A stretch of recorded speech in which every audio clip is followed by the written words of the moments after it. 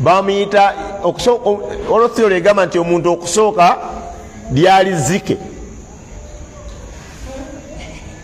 Nsaba Allah asaasire abasomesa era mu byo Allah nsaba abawo obuluŋŋamu era mu kyo nsaba Allah abasonyiwe, kubanga engeri omusajja omukulu, engeri maama omulamba taata gotulabira ddala alimu omulamu ogenda okuyamba ensi eno okukyukako, gyoyimirira mu maaso g'abayizi bo abakikolako bannaye Allah atusonyiwe. noga nti bannange baana bange nze ayogera nammwe nali zike, nammwe benjogera nammwe mwali mazike, n'abaabazaala be mwalese waka nago galinga mazike. Subhanallah.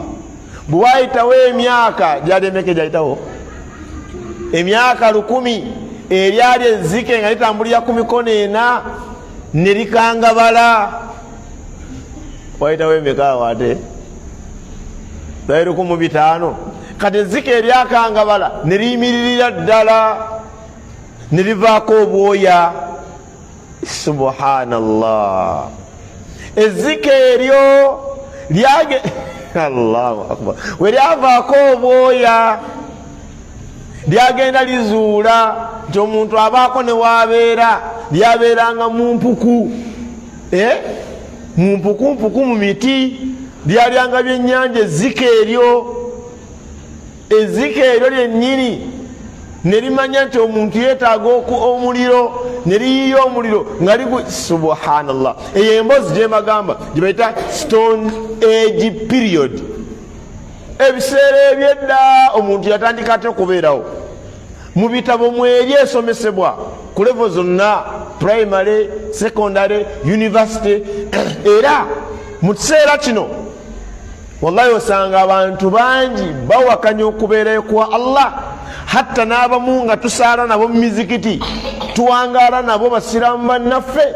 ku lwaki bayina ebiboozi mu bwongo bye baba bateekamu ebibalaga nti Allah subhanahu wa ta'ala taliyo. era abantu theory ekkirizisa abantu nti omuntu yasooka okubeera mu nsi eno bamuyita Alemani ye zinjanthropasi. oyo omuganda akkiriza nti omuntu yasooka okubeera mu nsi eno tamanyi ye gye yava, naye yakimanyi nti yaliwo nga bamuyita kintu.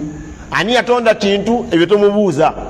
kintu yajja atya ate ye okubeerawo? ebyo tamanyi. wabula kyamanyi kintu ate n'awasa omuwala wa ggulu. omuwala wa ggulu Nambi ne bazaala abaana, era ye omuganda tasukka waawo, yakimanyi nti omuntu eyasooka ye kintu, tomubuulira birala. Allahu akbar.